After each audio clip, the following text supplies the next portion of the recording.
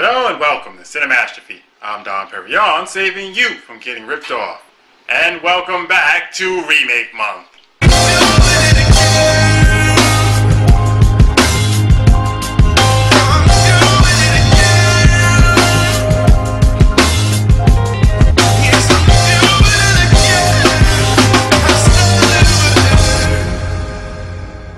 This week's remake is Robocop.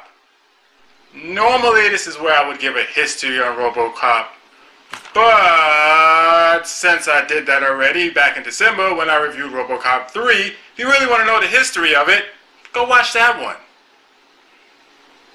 Yeah, I'm lazy. Okay, big boy. You all in? All right. Yeah, making my money out in this hole, baby. What the? Oh, bets! Oh! Oh!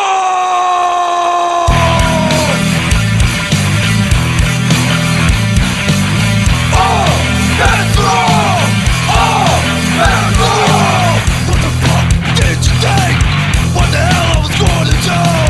Every time I stand in front of you, so you don't have disrespect. How far can you take that bullshit? Now it's time to get this shit on! Oh! That's wrong! Oh! That's wrong! Oh! That's wrong! Oh! That's wrong!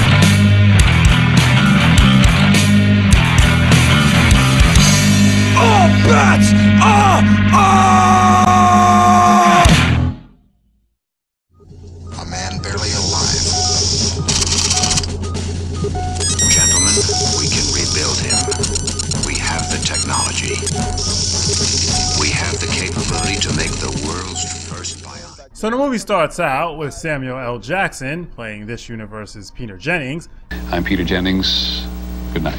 Giving a special report about automated machines in the military. He has a live film crew at a U.S. occupational program in one of those Middle East countries to show firsthand how effective the machines are in keeping the area safe. It's a standard on, all right? There's no opposition expected. I'm gonna set your markers to code red. All our drones are gonna give top priority to your safety. No red assets have ever been lost. And that record stayed intact until they switched to red shirts and started space exploration. However, a bunch of loyalists don't exactly approve of the military occupation in their country and plan to make martyrs of themselves by committing suicide on national television. One of the men's sons decides he wants to join the fight as well, so he runs outside with a kitchen knife. Listen, if a little girl can hack into Ed 209 with the ease of wiping her ass, I'm pretty sure this kid can take one out with a kitchen knife.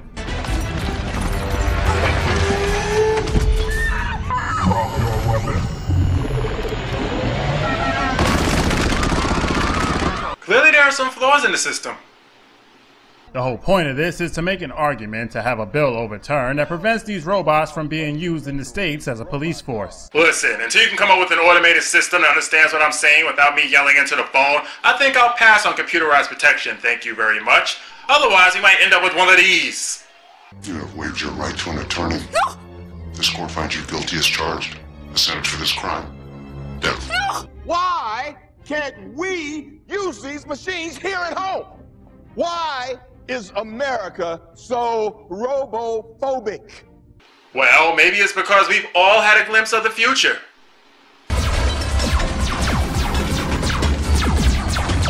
We cut to the Detroit police headquarters. You ever notice in movies there's always one police headquarters that governs an entire city? I don't think it works like that.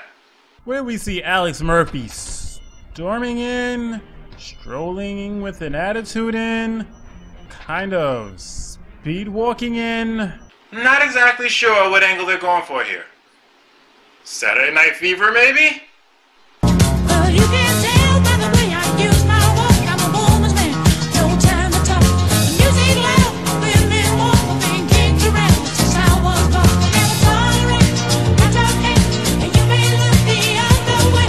Anyway, he has to explain why his partner's in the hospital and there are 6 bodies in the morgue, but he refuses to explain in front of these 2 cops because it pertains to the city's kingpin named Anton Valen, and Murphy believes these 2 are on his payroll. Maybe if you hadn't gone off the reservation, your partner'd still be standing. What'd you Hey, say to me? that's enough. Said with all the conviction of a first grader. Maybe if you hadn't gone off the reservation, your partner'd still be standing. Oh yeah, poo-poo head. Alex and Chalky White were buying some guns as part of a bust, an unauthorized one, mind you, when the kid selling the guns confessed he worked for Valen. After running the numbers on the guns, the two find out that they're supposed to be locked up in the police evidence room. Rather than reporting it to IA, they set up a meeting with Valen, again unauthorized, when he gets a phone call tipping him off. I got to deal with this. 2 minutes.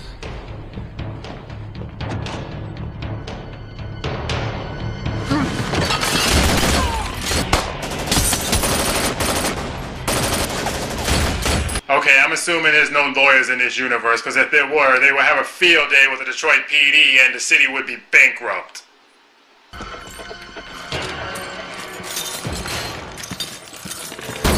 What you say? That you only meant well, cause you did. What you say? That it's all for the best, cause it is. Wouldn't it be great if Lewis became Robocop instead of Murphy? Dead or alive, your ass is coming with me. Elsewhere in Washington, D.C., the creator of the Machine Army, played by Michael Keaton, is trying to get the bill banning robots to be used as law enforcement overturned, but once again is denied because the machines have no feelings. Well, neither do members of Congress, but no one seems to have problems with them being in charge. This gives Keaton the idea to put a man in a machine. He sees a Dr. Norton who creates cybernetic limbs to help him in his endeavor. At first, Dr. Rudy Wells is against the idea. That is, until Keaton gives him the "we can make him stronger, faster, better" speech. And offer him a shitload of money. Yep. Dr. Grant, Dr. Norton, Dr. Seuss, it doesn't matter who you are. All morals go out the window when they drive a dump truck full of money in front of your door and mention the word funding. Back in Detroit, the dirty cops are meeting with Valen, and they tell him where to find Murphy so he can finish the job he started at the restaurant. While Murphy is visiting Lewis, who is recuperating in the hospital, they put a bomb under his car. That night, after spending time with his family, he hears his car alarm going off, so he goes to deactivate it.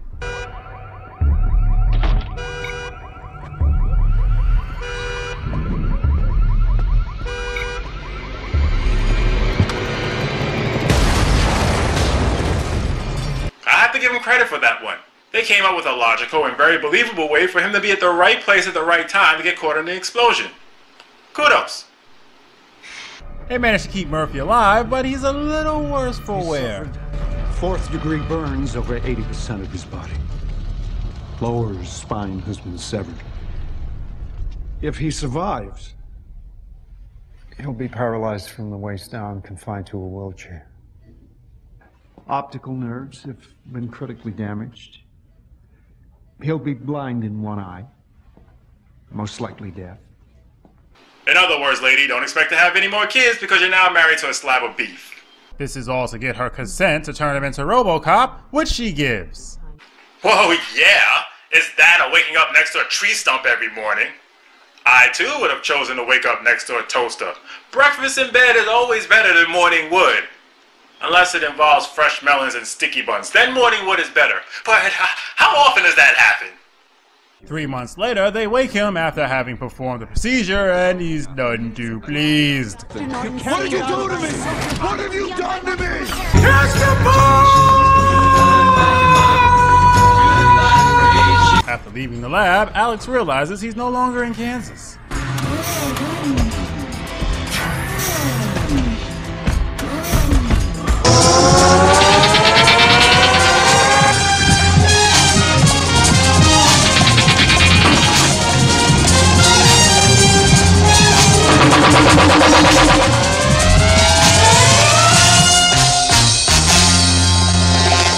They eventually shut down his systems, and once things are explained to him, he comes to accept his situation.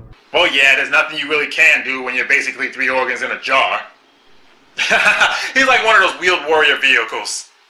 He's introduced to Rorschach, who is as big a dick as ever. Beowulf ammunition and 30-round clips, 3-shot bursts or full auto. Heavy duty. TSR-66, cartridge-driven taser pistol. Each projectile releases up to 200,000 volts. It can stun, it can kill, and it's nasty shit. Your armor, state-of-the-art but not invulnerable. 50 caliber or larger can penetrate and kill. Multiple hits, and guess who ends up in the recycling bin? This is why nobody likes you. And Mr. Manhattan blew you up.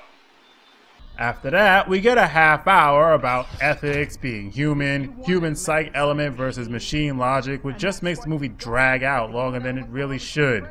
You know, just because you can't make a movie 2 or 3 hours doesn't mean you should. I figured we all learned that from Peter Jackson's King Kong.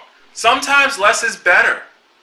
After he passed all his tests, he finally makes it back to Detroit, and first stop is to see his family. Wanna feel it? What is it? It's okay, sweetie. Yeah, no, that's not the normal reaction an 8-year-old kid would have, seeing that his dad has just become the living version of Raiden from Metal Gear. This is. Wow. This is awesome! I'm gonna tell Bobby and Peter and Joseph and Michael. Ooh, how does it feel? Ooh, does it make you stronger? Yes. Does it make you super fast? Yes. Can you fly? No. Do you have rocket boots? No. Do you have a rocket sword? No. Do you have laser guns? No. Do you have a laser sword and you cut people down? You're under arrest. Honey.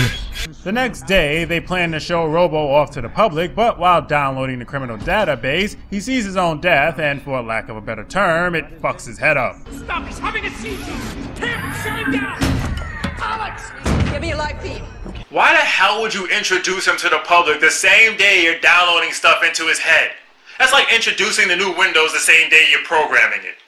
Dumb. So rather than, canceling the press conference, they drop his dopamine levels down to almost nothing, taking away his emotions. This does, however, go over well in their favor when instead of doing the smile and wave, he catches a convicted felon hiding in the crowd. And yet his wife still won't be able to get him to take out the garbage on time. Yes, I really shocked the crowd. Because of the problems, they decide to keep Robo on the street to save face, but restrict his contact with the general public, his family included. He continues to clean up the city, causing people to rethink that pesky little bill. Oh yeah, that's how it always starts. But then later there's running and screaming. Tired of not being able to see her husband, she goes to see him without permission, and thanks to the power of love, he starts to override what was done to him and tries to solve his own murder. You can do that? Tracking down Valen and killing him, Robo runs the prints on the guns and finds they belong to the 2 dirty cops. But wait, there's more. The chief is involved too. Now how much would you pay? I'd buy that for $1. Before he can get a confession out of her, they shut him down. So if you haven't figured it out yet, the gun smuggling, crooked cops, and uprising crime was all orchestrated by Keaton to get that bill overturned. But since Murphy solved his own murder, they're afraid he'll figure it out, so they're going to pull the plug. They tell Norton to do it, which is the bionic straw that breaks the $6 million man's back, and he turns against them. These men are here to kill us! They're here to kill us, for Christ's sakes! You shut me down. I was about to get a confession. Maddox shut you down. I've removed your transmitter, so we won't do it again. So it's off to face Keaton, and after a cool action sequence, Keaton is killed for threatening Murphy's family, and the military puts Humpty Dumpty back together again, reuniting him with his family. This movie wasn't too bad. There's a reason in the original they made him emotionless and then have him regain his humanity. Not only does it make for better storytelling, but scientifically watching Robo lose his humanity is just boring. Although I did find it somewhat interesting, most of the time I was just watching the clock wondering how long before it gets to the Robocop stuff. However, before and after the duration in China are well done and extremely enjoyable, even if the ending was just kind of blah. I feel the original got it right by making Boddicker and his gang the climax and Dick Jones a mere loose end tie-up. Besides, it gave us this classic scene. Don't